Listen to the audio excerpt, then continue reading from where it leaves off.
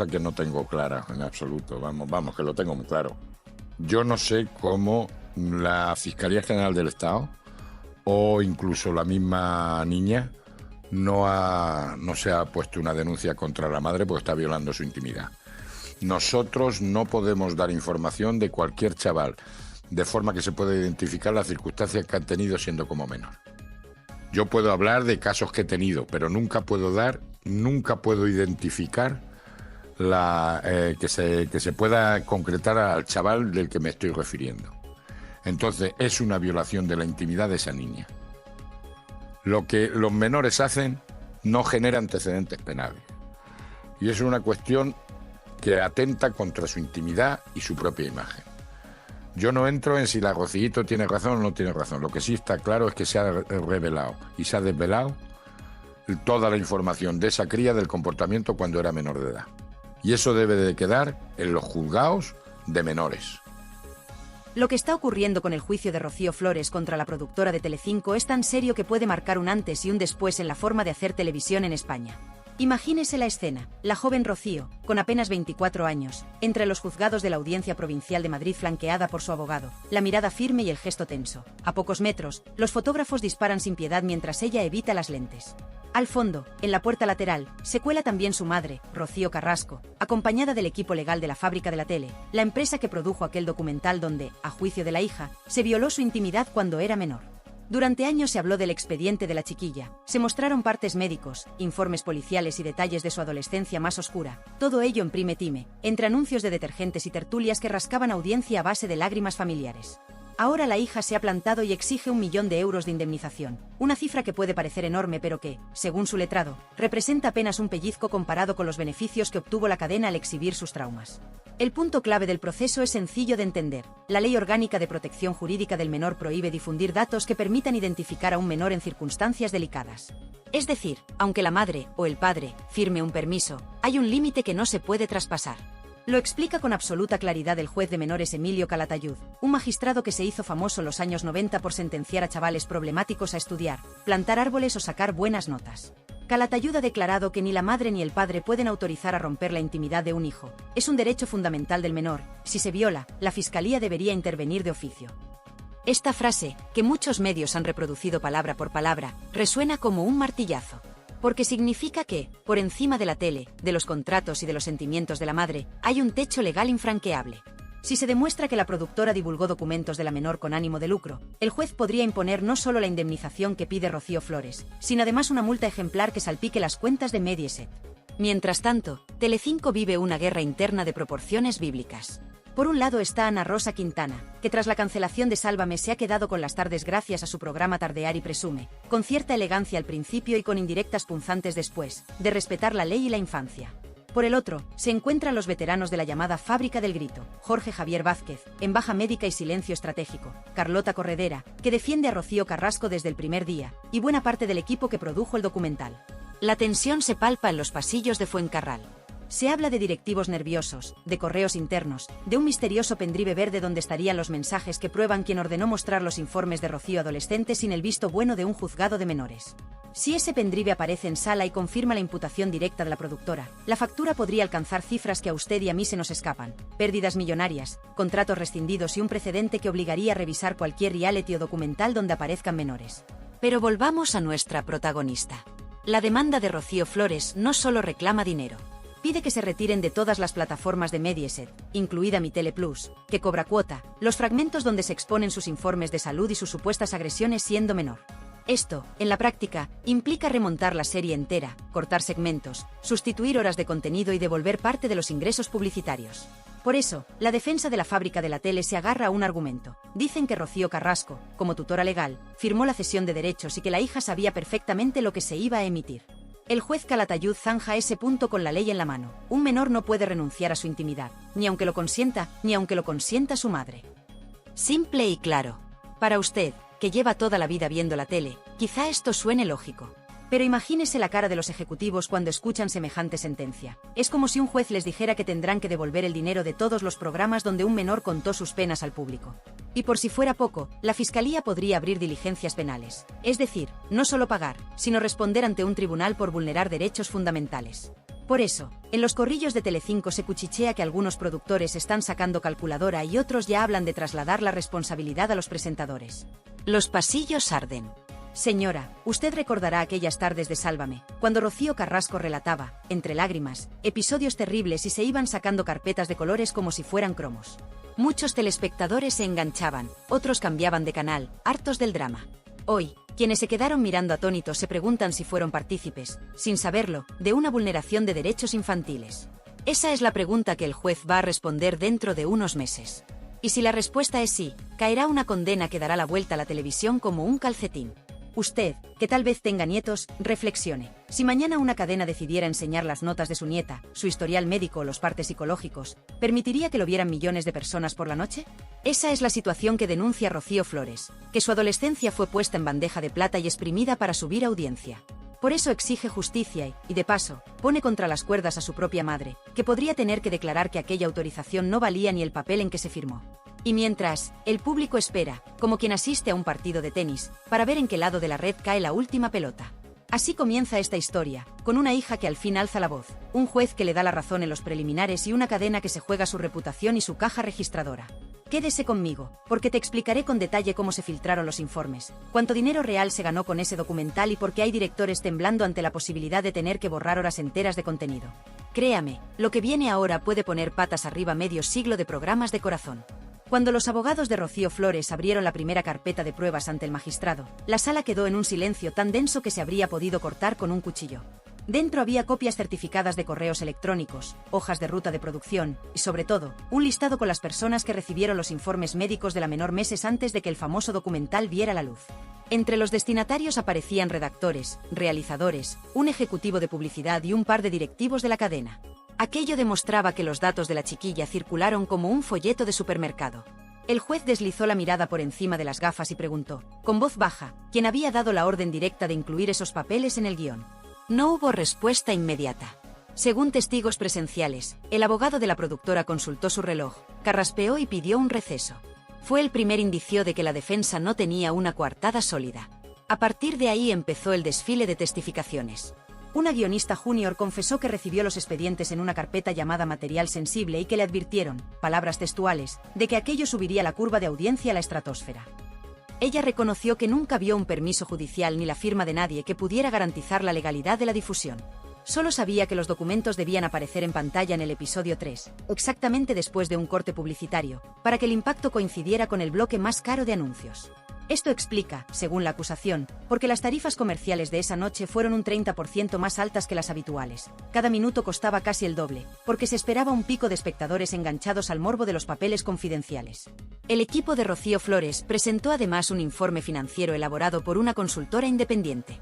El estudio comparaba la franja de audiencia de Telecinco antes y después de la emisión del episodio y calculaba un beneficio extra de 2,4 millones de euros en publicidad directa, más un 15% de aumento en suscripciones a la plataforma bajo demanda. Es decir, la cadena y la productora ganaron dinero no solo aquella noche, sino durante los meses siguientes, porque mucha gente se abonó para ver o rever el capítulo donde se aireaban los trapos sucios de una menor. Con estos números sobre la mesa, la defensa de la productora intentó replicar que los informes ya eran públicos al estar incluidos en el sumario de un procedimiento anterior. El juez cortó la objeción recordando el artículo 4 de la Ley del Menor. La publicidad de un expediente nunca legitima que se difunda en televisión identificando al menor. Fue un portazo en toda regla y las miradas dentro de la sala cambiaron de color. Para reforzar su causa, los abogados de Rocío llevaron un perito psicólogo que explicó con palabras sencillas el daño de la revictimización mediática. Recordó que cada vez que el vídeo se reproduce en redes sociales, la afectada revive la agresión a su intimidad. Y añadió un dato que heló la sangre a más de uno. La paciente precisó tratamiento psicológico intensivo durante las semanas posteriores a la primera emisión, con informes de ansiedad, insomnio y miedo a salir a la calle. La fiscal del caso asintió y tomó nota. Para cualquier tribunal, la relación entre difusión y daño psicológico es un argumento contundente. Mientras tanto, fuera del juzgado, el corrillo de reporteros no perdía detalle. Se hablaba de una brecha interna en Telecinco. Parte del personal de informativos no veía con buenos ojos la estrategia de convertir el dolor familiar en espectáculo, y algunos tertulianos de programas matinales empezaron a desmarcarse. Uno de ellos, según un portal digital, gritó entre pasillos que las lágrimas de los hijos no pagan hipotecas. Esa frase corrió por redes como la pólvora y el vídeo llegó a millones de personas en pocas horas. La opinión pública, tradicionalmente dividida, se inclinaba ahora del lado de la hija. En los comentarios abundaban ancianas y abuelos que se indignaban porque una criatura no se vende ni por todo el rating del mundo. Dentro de la sala, la abogada de la productora jugó su última carta. Presentó un documento firmado por Rocío Carrasco en el que autorizaba la difusión de su propio testimonio y los anexos que ella considerara oportunos. Intentó sostener que, como representante legal de la menor en aquel momento, la madre podía dar permiso para mostrar los informes. Fue entonces cuando el juez Calatayud intervino con voz calmada, casi pedagógica. Explicó que el derecho a la intimidad de un menor es inalienable, es decir, no se puede ceder, y que la jurisprudencia del Tribunal Supremo lo ha reafirmado en varias sentencias. Traducción para usted, que nos escucha desde casa. Ni la madre más famosa puede entregar los papeles confidenciales de su hija a una cadena de televisión, y si lo hace, incurre en una ilicitud que la justicia debe reparar. La fiscal pidió la palabra y adelantó que estudiará abrir diligencias penales si se demuestra un perjuicio grave. Eso significa que la causa podría pasar de civil, indemnización económica, a penal, responsabilidad personal, con posibles inhabilitaciones para quienes firmaron la emisión. El rumor se extendió a los departamentos de producción. Algunos trabajadores empezaron a buscar asesoría jurídica por si les salpicaba el escándalo. Para rematar la jornada, el abogado de Rocío Flores introdujo el famoso pendrive en la mesa de pruebas.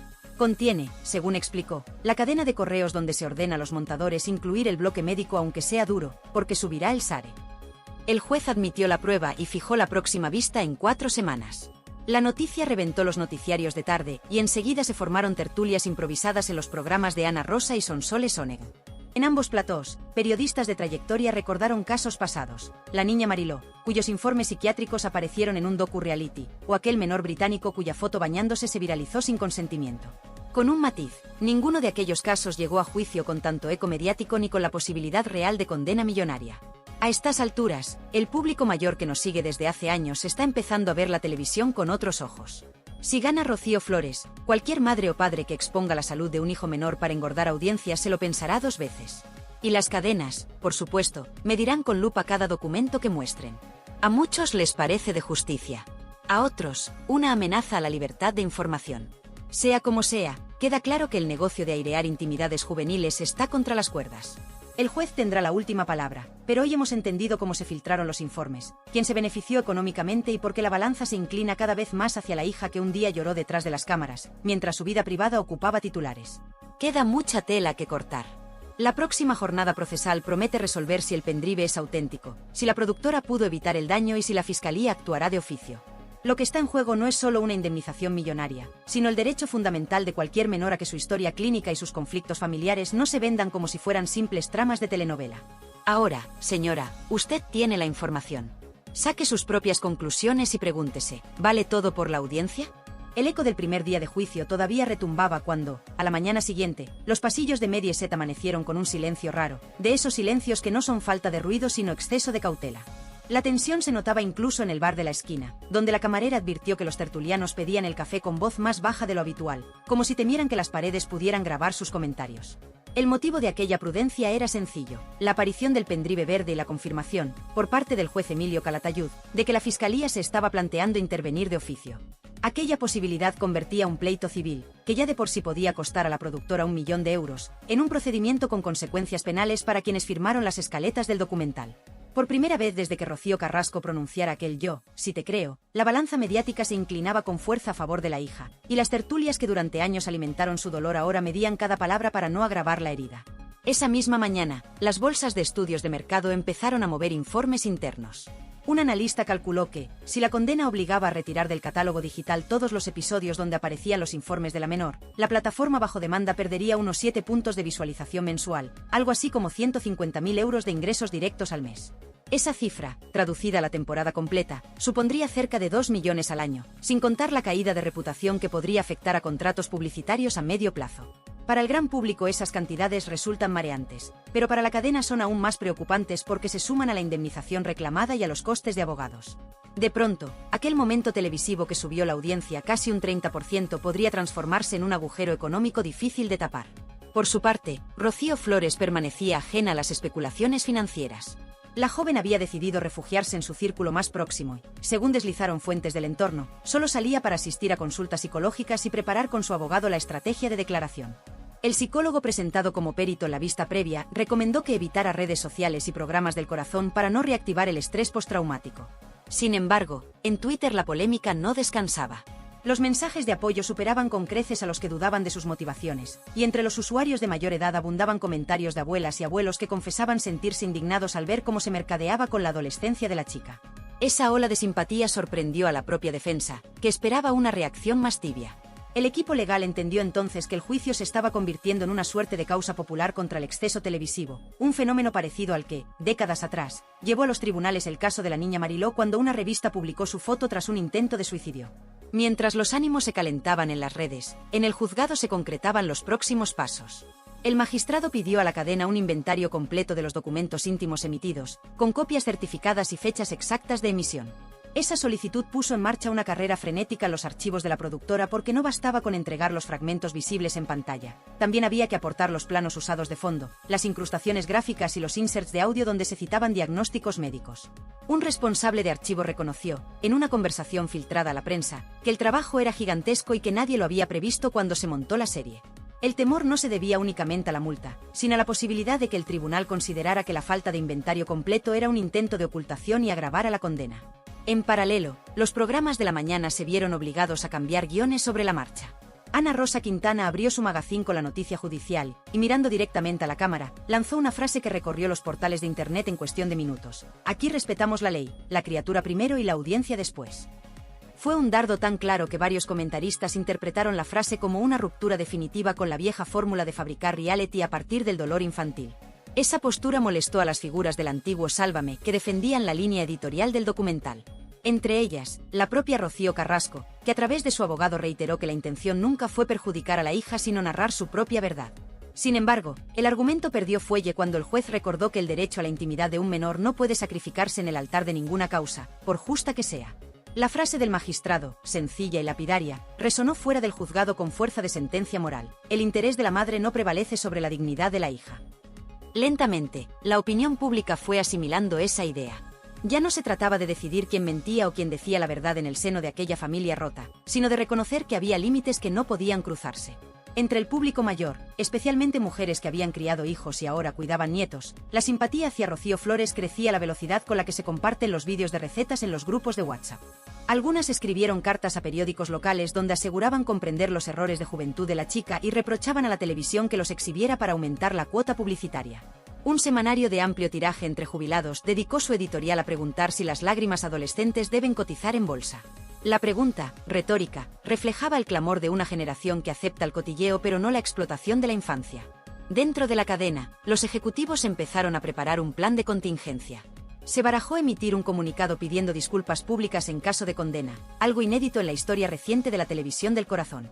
También se estudió un posible acuerdo extrajudicial para detener la sangría reputacional, pero los abogados de Rocío Flores, alentados por la dirección de la Fiscalía, no parecían dispuestos a rebajar el pulso.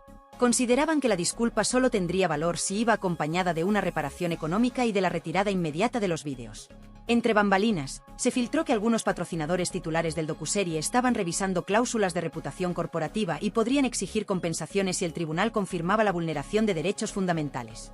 A las marcas, cada vez más sensibles a la imagen social, no les conviene verse asociadas a un caso de explotación infantil televisiva.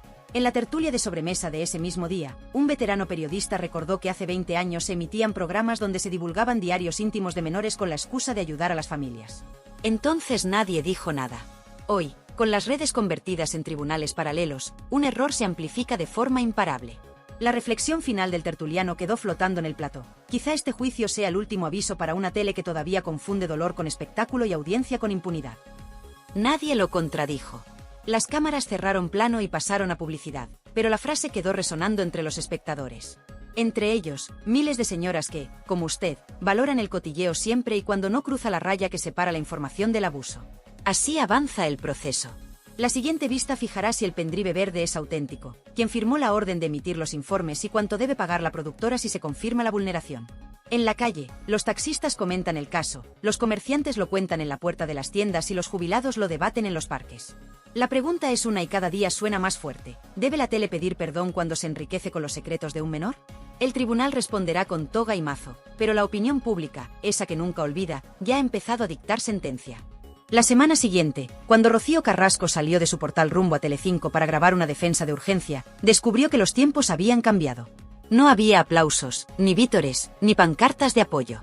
Solo unos pocos curiosos, algunos cámaras y un par de vecinos que, sin ánimo de esconderse, cuchicheaban que ahora la víctima es la niña y no la madre. Ese cambio de clima era un termómetro perfecto de la tormenta que se había desatado en la opinión pública. Porque, mientras el juicio avanza, la balanza mediática se inclina día a día a favor de Rocío Flores. Y eso, señora, no es casualidad, es la consecuencia de ver, en directo, cómo una madre intenta justificar que la intimidad de su hija menor fuese material de prime time. Los datos de audiencias lo dejan claro. Cada vez que un programa recoge las palabras del juez Emilio Calatayud o los argumentos del abogado de Rocío Flores, las curvas suben. Y cada vez que Rocío Carrasco intenta explicar que ella tenía derecho a contar su verdad completa, el interés baja. El espectador, sobre todo el que ha criado hijos, no admite que se comercie con informes médicos y partes policiales de un chiquillo, por mucho dolor que haya de fondo. Y eso lo saben los directores de contenidos, que empiezan a retirar la defensa cerrada a Carrasco y a hablar de errores cometidos en un contexto emocional. Una forma elegante de decir, nos pasamos de la raya y ahora nos toca recular. Para colmo de Rocío Carrasco, han aparecido antiguos colaboradores que en su día la defendieron a capa y espada y que ahora confiesan, entre susurros, que no sabían la gravedad legal de aquel episodio. Uno de ellos, técnico de sonido, ha filtrado fragmentos de reunión donde se escuchan frases como esto impacta seguro o aunque sea menor, la audiencia se va a disparar. Esas grabaciones, de confirmarse su autenticidad, demuestran que no hubo un desliz inocente, sino una estrategia calculada. Y eso, en un juzgado, pesa más que cualquier lágrima televisiva. Mientras tanto, Rocío Flores se ha convertido en la voz de quienes, durante años, se sintieron impotentes al ver cómo la televisión reabría sus heridas más íntimas. Ha concedido 2 entrevistas breves, pautadas al segundo por su equipo legal, en las que repite un mensaje sencillo: no quiero revancha, quiero respeto y reparación. Esa frase cala en la gente mayor. Una señora de Bilbao escribió al programa de Sonsoles Onega diciendo que por primera vez siente compasión por la niña y que si la condena no llega, será una injusticia para todos los menores expuestos. Ese tipo de mensajes se multiplican, y los productores toman nota. Ahora vender sufrimiento infantil ya no garantiza aplausos, puede costar sanciones moral y dinero. En cuanto a Fidel Albiac, su silencio es interpretado como complicidad. Las redes se llenan de memes donde lo presentan como el guionista en la sombra. Un digital asegura que él sugirió contextualizar las agresiones de Rocío Flores con documentación interna, y aunque el abogado de la madre lo niega, la sospecha ya prende como yesca. De hecho, la defensa de la productora, en un giro que muchos califican de desesperado, insinúa que los documentos ya circulaban por despachos forenses antes del documental. Pero eso no les libra de responsabilidad. Que la información sea accesible no autoriza su emisión pública. Es como decir que una receta de la abuela puede publicarse sin permiso porque está en una libreta al alcance de cualquiera. La ley es clara, si afecta a un menor, la puerta está cerrada. La polémica crece cuando un columnista veterano publica que Rocío Carrasco cobró un extra por cada episodio del documental donde se hablaban de sus conflictos con la hija. La cifra, 30.000 euros por capítulo, no se ha verificado oficialmente, pero corre por foros y tertulias. El abogado de Rocío Flores lo aprovecha y recuerda que el lucro a costa de la intimidad ajena agrava el daño moral. De pronto, la historia de Madre Coraje se tambalea y se convierte en un relato de negocio televisivo. Y ahí es donde la opinión pública se polariza definitivamente. La madre pasa de víctima a victimaria, y la hija, de agresora a damnificada. En paralelo, Telecinco enfrenta un problema de imagen. Los patrocinadores de productos para mayores de 50, cremas para articulaciones, complejos vitamínicos, seguros de salud, están inquietos. Ese público rechaza el uso de menores en contiendas mediáticas y amenaza con cambiar de canal. Los departamentos comerciales lo saben y presionan para que la cadena emita un comunicado de disculpa antes de que el veredicto llegue. Ana Rosa Quintana lo sugiere en directo. Quizá haya llegado el momento de reconocer que todos aprendemos lecciones y rectificamos. Los espectadores aplauden, y la frase se viraliza con la etiqueta almohadilla rectificar es de sabios. Sin embargo, desde los pasillos donde se fraguó el documental nadie está dispuesto, todavía, a entonar el mea culpa. Y en medio de todo, el juez Calatayud sigue marcando el compás. Ha ordenado que un perito informático analice el pendrive verde y verifique la autenticidad de los correos. Si se comprueba que la orden de emisión partió de altos mandos, esos ejecutivos podrían responder con su patrimonio personal. Eso explica que muchos corbatas de la cadena pasen la mañana hablando con abogados. El miedo al precedente es real. Si Rocío Flores gana, cualquier menor explotado en realities podría reclamar indemnizaciones millonarias. Y los accionistas ya hacen cuentas, porque la reputación cuesta más de reparar que un plató nuevo. Para nuestra audiencia mayor, la lección emerge cristalina. Cuando la tele cruza la línea roja de la intimidad infantil, termina pagando. Quizá tarde, pero paga. Por eso la calle respalda a Rocío Flores. No porque crean que fue una hija perfecta, nadie lo es, sino porque entienden que los episodios de violencia doméstica o los informes psiquiátricos de un adolescente no son combustible para entretener. Esa es la clave de la querella y el motivo por el que la Fiscalía se inclina a intervenir, proteger al menor por encima del show. Las próximas sesiones del juicio serán decisivas. Se revisarán los contratos de cesión de derechos, se comparará la letra pequeña con la ley del menor, y se definirá si la productora actuó con dolo o negligencia grave.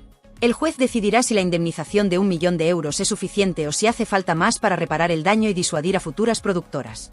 Entretanto, Rocío Carrasco afronta una paradoja. Su intento de sanar exponiendo su verdad podría acabar abriendo una puerta a la condena de la cadena que la arropó.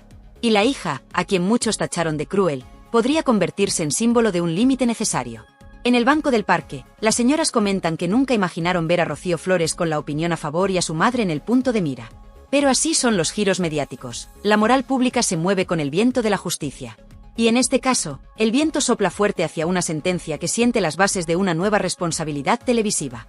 Si eso ocurre, los hijos mediáticos de mañana tendrán un escudo que la hija de hoy ha tenido que forjar con su propio dolor.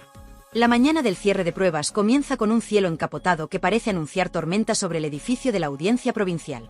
Dentro, las bancadas están completas: reporteros, asesores financieros, ejecutivos de la cadena que han acudido para conocer de primera mano qué cantidad deberá reservar el Departamento de Contabilidad si la condena se confirma.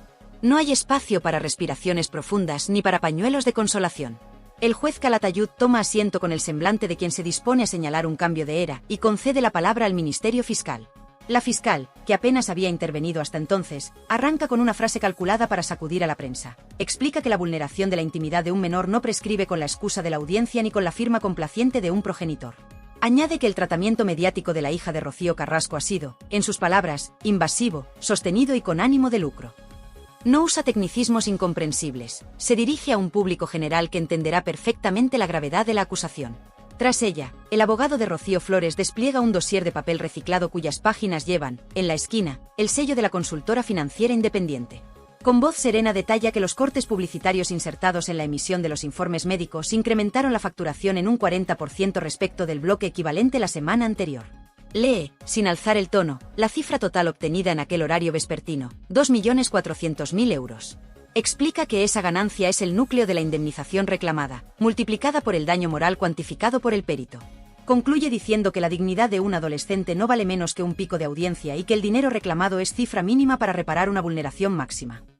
Llega el turno de la defensa de la productora. Su portavoz repite que la madre dio consentimiento y que la hija, mayor de edad en el momento de emisión, nunca pidió la retirada inmediata del contenido. Intenta sostener que el documental tenía valor social, que ayudaba a visibilizar la violencia intrafamiliar. El juez lo interrumpe. Quiere saber si habían consultado a la Junta de Protección del Menor antes de programar los informes psiquiátricos. El abogado admite que no. Calatayud asiente con un gesto que algunos interpretan como un martillazo simbólico. La admisión de omisión de medidas de protección es aceite sobre el fuego de la acusación.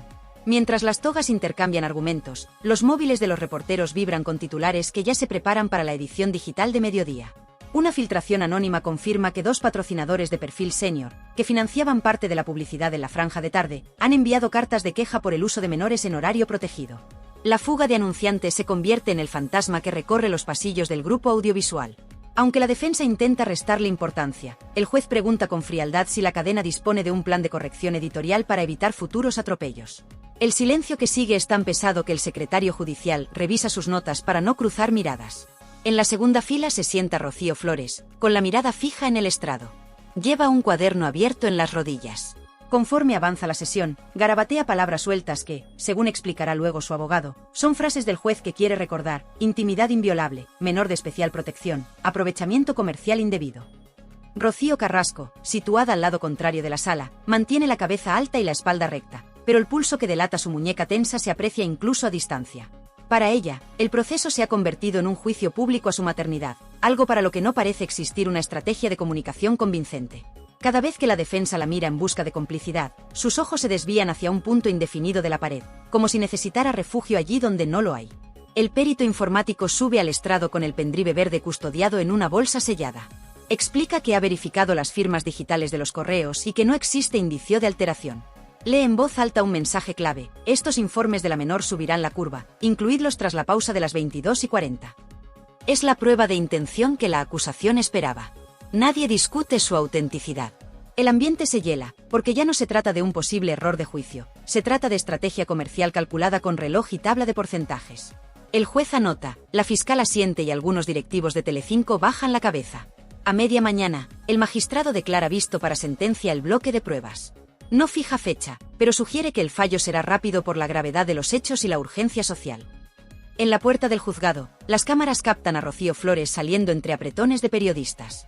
No dice nada, solo repite el gesto que ha aprendido estos días: apretar los labios, mirarlos de frente y avanzar sin pronunciar una sílaba que pueda ser titulada fuera de contexto.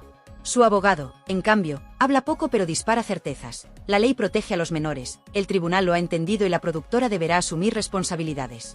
Dentro de la cadena, circula ya un correo que ordena revisar cualquier contenido donde aparezcan menores, un reconocimiento tácito de que la vía del todo vale ha quedado cerrada. Mientras tanto, la opinión pública termina de tomar partido. Programas matinales, tertulias vespertinas e incluso debates de radio veterana se posicionan. La mayoría afirma que la chica tiene razón. Los paneles de audiencia reflejan que el público mayoritario, especialmente el de más de 60 años, cambia de canal cuando se justifica la exposición de menores y se queda cuando se condena. Las curvas demográficas muestran un castigo claro a la productora y un respaldo a Rocío Flores. Los anunciantes siguen esa tendencia y algunos directivos empiezan a sopesar cambios drásticos en la programación, temerosos de que la sentencia arrastre demandas en cadena. Cuando el reloj del juzgado marca las 2 de la tarde, la jornada concluye. Pero fuera, en las redes y en las redacciones, la marea de titulares ya se mueve. La palabra más repetida es precedente. Si el veredicto da la razón a la hija, la década dorada del docudrama basado en traumas familiares habrá llegado a su fin. Si dicta lo contrario, el mensaje a la sociedad será que la infancia puede convertirse en moneda televisiva sin castigo. Nadie en la puerta se atreve a apostar públicamente en voz alta, pero las miradas, las reacciones en directo y los informes filtrados revelan una certeza: esta batalla ya no se libra solo por 1 millón de euros, sino por la autoridad moral sobre los límites del espectáculo. Queda esperar la sentencia, pero el cambio de paradigma empieza a sentirse como un temblor que sacude los cimientos de la televisión de sobremesa, esa que tantas tardes acompañó a los mayores, pero que hoy aprende que incluso el chisme tiene límites cuando afecta la dignidad de un menor.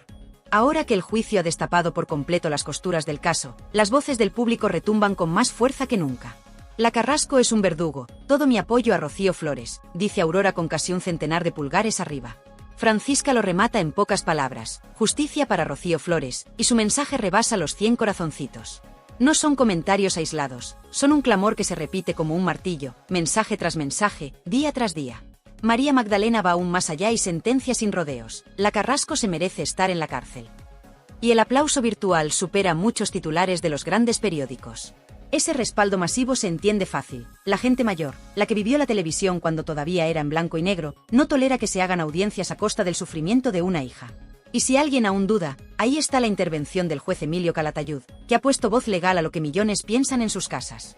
Rafi lo resume mejor que cualquier editorial: todo mi apoyo a Rocío Flores, ole por el juez. 68 apoyos en un solo comentario, y subiendo. La aritmética del sentimiento popular no engaña. En los corrillos de barrio, se repite la misma idea: una madre no es la que pare, es la que protege. Ese es el mantra que corre por los grupos de WhatsApp de abuelas y tías. Cher lo escribió tal cual y ya suma más de 20 adhesiones. Porque el argumento que Rocío Carrasco repite, yo tenía derecho a contar mi verdad, se viene abajo en cuanto el juez recuerda que la intimidad de un menor es inviolable, le pese a quien le pese. En la calle hay indignación, pero también agradecimiento hacia la hija. Adriana lo expresa con ternura: Rocío Flores ha demostrado ser una buenísima persona por no haber denunciado antes a su madre. 92, me gusta, avalan esa opinión, y un buen puñado de respuestas insisten: Rocío ha tenido paciencia de santa. Y la pregunta flota: ¿por qué la fiscalía tardó tanto en actuar? Este país es un mojón y así nos va, escribe Ana, y 35 usuarios le dan la razón con un clic. Ni los tertulianos más afilados podían haberlo dicho con tanta contundencia. Mientras tanto, Alba Carrillo se lleva su propio recado. María José confiesa que no la soporta, y más de 60 personas aplauden. Gloria la llama impresentable, Cari la tilda de insoportable y Manoli confiesa que vomita solo de oírla. No es un ataque gratuito, es la reacción de un público que percibe el oportunismo de quienes alimentaron el circo mediático. Si la cadena creía que podía seguir usando esos rostros para controlar la narrativa, los comentarios prueban que el espectador ha abierto los ojos. Y cuando hablamos de castigo moral, la palabra karma se vuelve recurrente. Natividad vaticina que a Rocío Carrasco le llegará el karma, y 27 pulgares acompañan su profecía. Teresa no se queda corta, la mala madre al banquillo. 103 reacciones demuestran que la mayoría quiere una condena ejemplar, y de paso, un aviso a navegantes para futuras productoras. Señora, si a estas alturas comparte usted esa indignación, hágase oír. Déjenos su comentario con el hashtag #Justicia para Rocío Flores y cuéntenos qué debería pasar con la madre que, según muchos, vendió la intimidad de su propia hija. ¿Cree usted que la cárcel es castigo suficiente? ¿O bastaría con retirar el documental y pagar una indemnización millonaria? Sus palabras, sumadas a miles de voces, marcan el pulso que las televisiones ya no pueden ignorar. Y si todavía no lo ha hecho, pulse el botón de suscribirse. Aquí seguiremos cada paso de la sentencia, cada giro de guión, cada maniobra legal de última hora. Active también la campanita, porque en cuanto el juez Calatayud dicte veredicto, seremos los primeros en contárselo, sin maquillaje y sin mordaza. Además, comparta este vídeo con ese amigo, o esa vecina curiosa, que aún defiende la versión de Rocío Carrasco. Que escuche la voz del pueblo, un pueblo que en su mayoría corea lo mismo que Teodosia, autora del mensaje más rotundo, justicia para la mala madre, al banquillo. Más de 100 personas le dan la razón, y ese respaldo crece minuto a minuto. Antes de cerrar, un último favor, deslícese hasta los comentarios y responda a esta pregunta sencilla. ¿Debe la televisión pagar por cada lágrima que provocó? Su respuesta ayudará a medir la temperatura social y, créame, los directivos de los grandes canales leen estos foros con más atención de la que imagina. Así que no se quede al margen. Participe, opine, suscríbase y, sobre todo, esté atenta. Porque el juicio entra en su recta final y la sentencia puede sentar un precedente que proteja a todos los menores expuestos a la luz impúdica del plató. Aquí estaremos para contarlo. Y usted, con su apoyo, hará que la verdad se oiga más alto que cualquier sare de audiencia. Cosa que no tengo clara en absoluto, vamos, que lo tengo muy claro. Yo no sé cómo la Fiscalía General del Estado o incluso la misma niña no se ha puesto una denuncia contra la madre porque está violando su intimidad. Nosotros no podemos dar información de cualquier chaval, de forma que se pueda identificar las circunstancias que han tenido siendo como menor. Yo puedo hablar de casos que he tenido, pero nunca puedo identificar que se pueda concretar al chaval del que me estoy refiriendo. Entonces, es una violación de la intimidad de esa niña. Lo que los menores hacen no genera antecedentes penales. Y es una cuestión que atenta contra su intimidad y su propia imagen. Yo no entro en si la Rocíito tiene razón o no tiene razón. Lo que sí está claro es que se ha revelado y se ha desvelado toda la información de esa cría del comportamiento cuando era menor de edad. Y eso debe de quedar en los juzgados de menores.